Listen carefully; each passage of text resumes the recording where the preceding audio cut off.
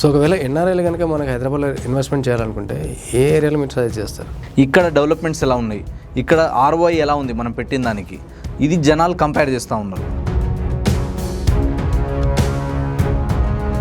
ఇప్పుడు వరల్డ్ వైడ్గా చూసుకున్నా కూడా యుద్ధం జరుగుతుంది, కొంచెం ప్యానిక్ సిచ్యువేషన్ ఉంది వరల్డ్ వైడ్గా మనందరికీ కూడా. సో ఇటువంటి పరిస్థితుల్లో కూడా మనకి రియల్ ఎస్టేట్ మార్కెట్ ఇంకా పెరుగుతూనే ఉంది, ల్యాండ్ స్టేట్స్ అవి పెరుగుతూనే ఉన్నాయి. అవి రిజిస్ట్రేషన్ ఆఫీస్లో సాయంత్రం 6 గంటల దాకా రిజిస్ట్రేషన్లు అయితేనే ఉన్నాయి. నేను పర్టికులర్గా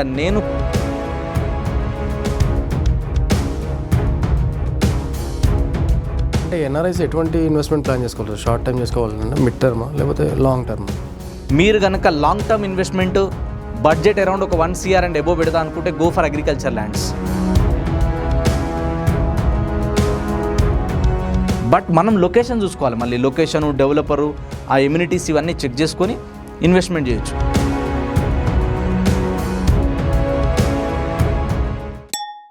నమస్తే, welcome to 3D real estate. So ఇవాళ మనతో real estate expert Sanjay Naik గారు ఉన్నారు. సో సార్తో ఇవాళ మనం డిస్కస్ చేసే టాపిక్ ఏంటంటే, వార్ నేపథ్యంలో అంటే పశ్చిమ దేశాల్లో మనకి యుద్ధం జరుగుతుంది. సో ఈ నేపథ్యంలో మనకి దుబాయ్ నుంచి కానీ ఇతర దేశాల నుంచి కానీ రియల్ ఎస్టేట్లో ఇన్వెస్ట్మెంట్ చేయాలనుకునే వాళ్ళు హైదరాబాద్ మీద బాగా ఫోకస్ చేస్తున్నారని తెలుస్తుంది. అది వాస్తవం కూడా.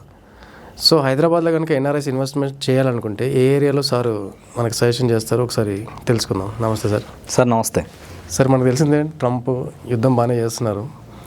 సో ఈ పరిస్థితుల్లో ఈ యూఎస్ నుంచి కానీ లేదంటే ఇతర దేశాలు దుబాయ్ నుంచి కానీ ఎవరైతే రియల్ ఎస్టేట్లో ఇన్వెస్ట్మెంట్ చేయాలనుకున్న వాళ్ళు, అక్కడ చేయాలనుకున్న వాళ్ళు కూడా ఇక్కడ మన రివర్స్ ఇక్కడ హైదరాబాద్కి షిఫ్ట్ అవుతున్నారు. సో ఒకవేళ ఎన్ఆర్ఐలు కనుక మనకు హైదరాబాద్లో ఇన్వెస్ట్మెంట్ చేయాలనుకుంటే ఏ ఏరియాలో మీరు సజెస్ట్ చేస్తారు?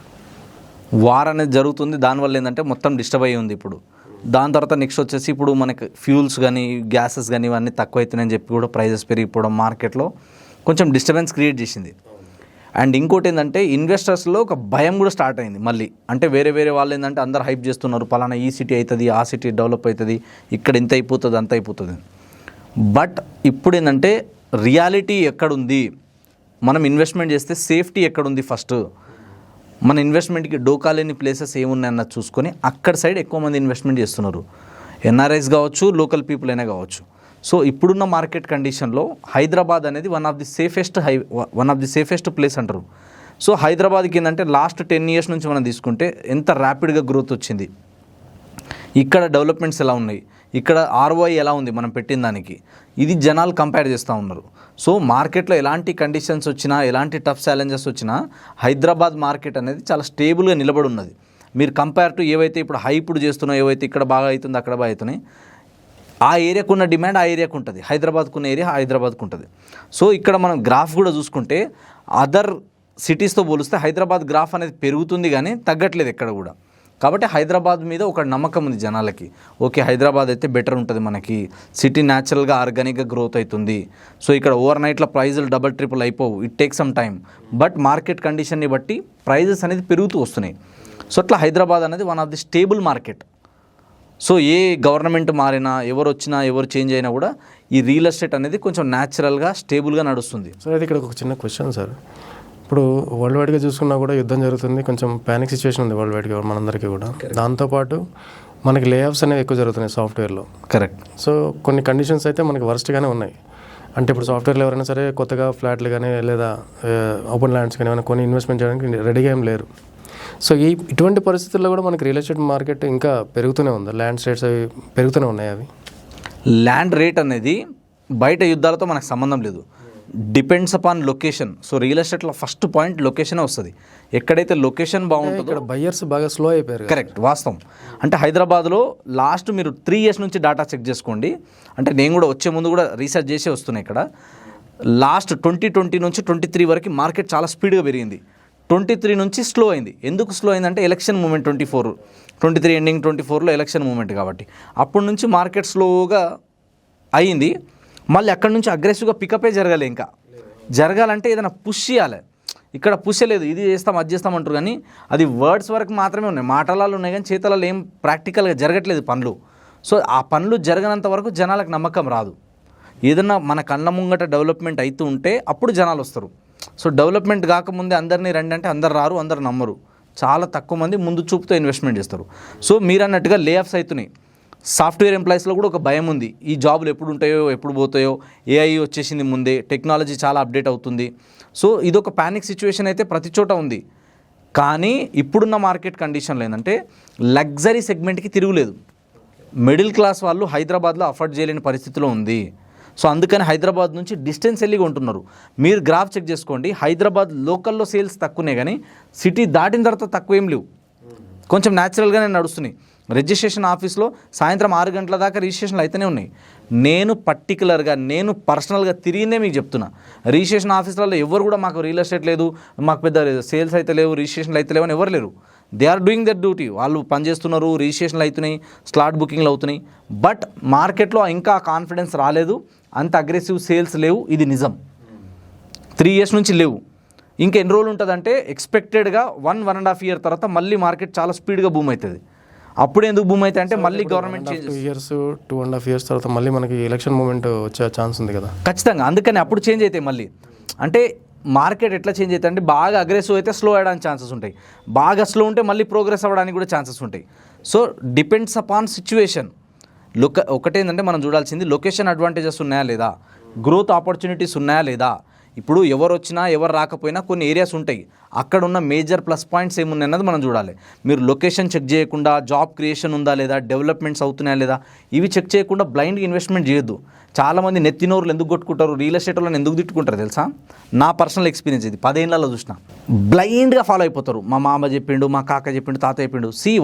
నేనేం చెప్తున్నా అంటే వాళ్ళకి ఎంతో కొంత నాలెడ్జ్ ఉంటుంది, నేను కాదనను. బట్ పర్టికులర్లీ అదే నీష్ మీద పనిచేసే వాళ్ళు, అదే వర్క్ చేసే వాళ్ళకి ఇంకొంచెం ఎక్కువ నాలెడ్జ్ ఉంటుంది.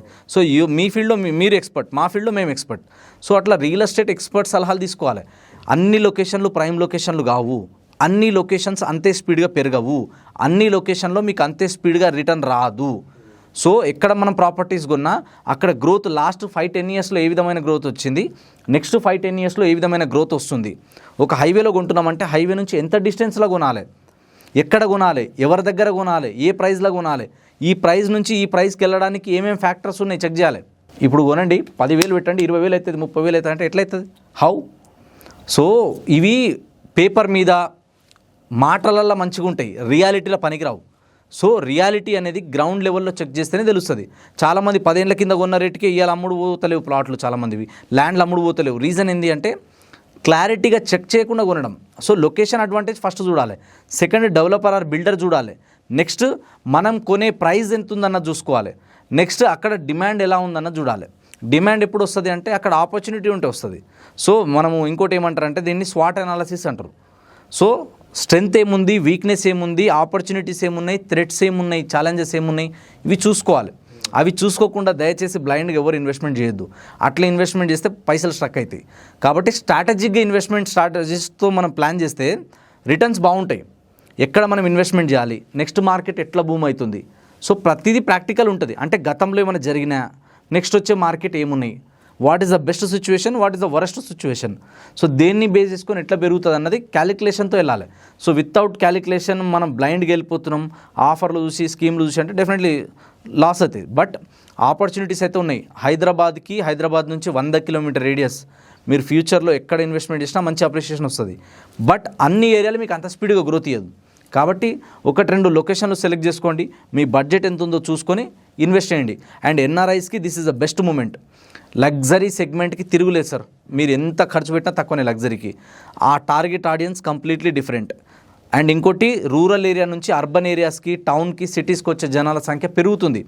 సో రీసెంట్గా కూడా తీసుకుంటే హీరానందాని గారు కావచ్చు, తర్వాత వచ్చేసి మనకి ఏరోస్పేస్ మినిస్టర్ ఉన్నారు కదా రామ్మోహన్ నాయుడు గారు, వాళ్ళు మాట్లాడిన ఒక వీడియో క్లిప్ చూసిన నేను. అందులో క్లియర్గా చెప్తున్నారు నెక్స్ట్ ఇప్పుడున్న 35% జనాలు ఎవరైతే ఉన్నారో నెక్స్ట్ 65%కి పెరగబోతున్నారంట. అంటే ఇంత మైగ్రేషన్ సిటీస్ వైపు, టౌన్స్ వైపు రాబోతున్నాయి. అందుకే ఎయిర్పోర్ట్లు ఎక్స్పాన్షన్ అవుతున్నాయి, కొత్త ఎయిర్పోర్ట్లు వస్తున్నాయి, ప్రపోజల్స్ ఉన్నాయి. ఇవన్నీ రేపే అయితే అంటలే, it take some time. But వీటిని బేస్ చేసుకొని రాబోయే రోజుల్లో పెరగడానికి ఛాన్సెస్ ఉన్నాయి. కాబట్టి మనం ఎన్ఆర్ఐస్ కావచ్చు, లోకల్ పీపుల్ కావచ్చు, హైదరాబాద్లో ఇన్వెస్ట్మెంట్ చేయాలా వద్దా అంటే నేనే కాదు, మీరు 100 మందిని ఇంటర్వ్యూ చేస్తారు కాబట్టి అడగండి. This is a moment. Market slow ఉన్నప్పుడే ఎంట్రీ కొట్టాలి, పీక్స్లో ఉన్నప్పుడు ఎగ్జిట్ అవ్వాలి. సో అప్పుడైతే బాగుంటుంది. సో ఎన్ఆర్ఐస్ ఎవరైనా కానీ అదర్ సిటీస్తో పోలిస్తే హైదరాబాద్ అనేది safe, secure and minimum returns అయితే గ్యారంటీకి ఇస్తుంది. అంటే ఎన్ఆర్ఐస్ ఎటువంటి ఇన్వెస్ట్మెంట్ ప్లాన్ చేసుకోవాలి? షార్ట్ టైం చేసుకోవాలంటే మిడ్ టర్మ్ లేకపోతే లాంగ్ టర్మ్? దీంట్లో కూడా వేరియేషన్స్ ఉంటాయి, వాళ్ళ ప్లాన్కి తగ్గట్టు ఉంటుంది. మీరు కనుక long term investment budget around ఒక 1 CR అండ్ అబోవ్ పెడతా అనుకుంటే go for agriculture lands surrounding Hyderabad 30 to 50 kilometre radius enough, మంచి దొరుకుతాయి. లేదా అంతకన్నా తక్కువలో కావాలి మనకి ఇంకా బడ్జెట్లో రావాలంటే అప్ టు 100 కిలోమీటర్స్ వెళ్ళొచ్చు. సూపర్ గ్రోత్ ఉంటుంది. Agriculture land is the future. Next వచ్చేసి మనకి ఓపెన్ ప్లాట్స్లో కూడా మంచి అప్రూవ్డ్ ఉన్న లేఅవుట్లో కనెక్టివిటీ ఉన్న దగ్గర ఫుల్లీ డెవలప్డ్ ఉన్న వెంచర్లలో తీసుకుంటే రిటర్న్ బాగానే ఉంటుంది. లేదు అనుకుంటే కనుక luxury segment completely different. Again villas కానీ లేదంటే fully developed furnished high rise flats ఉంటాయి కదా, వాటికి ఉండే డిమాండ్ వాటికి ఉంటుంది. బట్ మనం లొకేషన్ చూసుకోవాలి. మళ్ళీ లొకేషను, డెవలపరు, ఆ ఎమ్యూనిటీస్ ఇవన్నీ చెక్ చేసుకొని ఇన్వెస్ట్మెంట్ చేయొచ్చు. సో దేనికి ఉండే ఆపర్చునిటీ అవి ఉంటాయి. నేను అట్లా చెప్తలేను హైదరాబాద్లో అన్నిట్లా పెరుగుతాయి, అన్ని చోట్ల పెరుగుతాయి అంటలే. లొకేషన్ అని చెప్తున్నాం మళ్ళీ. ఎందుకు అంటే స్పెసిఫిక్ లొకేషన్ని బేస్ చేసుకొని ఉంటుంది ఆ పొటెన్షియల్. కాబట్టి అక్కడ మనం ఇన్వెస్ట్మెంట్ చేసే దగ్గర పొటెన్షియల్ ఉందా లేదా చూసి ఇన్వెస్ట్మెంట్ చేయాలి. లగ్జరీకి డోకా లేదు. నెక్స్ట్ వచ్చేసి ప్లాట్స్కి కానీ విల్లాస్కి కానీ డోకా లేదు. తర్వాత అగ్రికల్చర్ ల్యాండ్ ఎప్పటికీ డిమాండ్ ఉంటుంది. నెక్స్ట్ మనం చూసుకోవాల్సింది ఏంటంటే ఫ్లాట్స్ దగ్గర. సో ఫ్లాట్లో మనం కొనడానికి, ఉండడానికా, రెంటల్ పర్పసా, రీసేల్ పర్పసా అన్నది చూసుకోవాలి. అది చూసుకొని మీకు ఏది సెట్ అవుతే అందులో ఇన్వెస్ట్మెంట్ చేస్తే ఫ్యూచర్లో బాగుంటుంది. సో అయితే మన ఎన్ఆర్ఐస్ ఎవరైనా మిమ్మల్ని కాంటాక్ట్ చేయాలంటే ఒకసారి మీ కాంటాక్ట్ డీటెయిల్స్ మన కెమెరాకి ఎక్స్ప్లెయిన్ చేయండి సార్. మీరు రియల్ ఎస్టేట్ రిలేటెడ్ ఎలాంటి గైడెన్స్ కావాలన్నా ఒక బ్రదర్ లాగా హెల్ప్ చేస్తా. 950-268-2042 అనే నెంబర్ కాల్ చేయండి. Thank you sir. Thank you.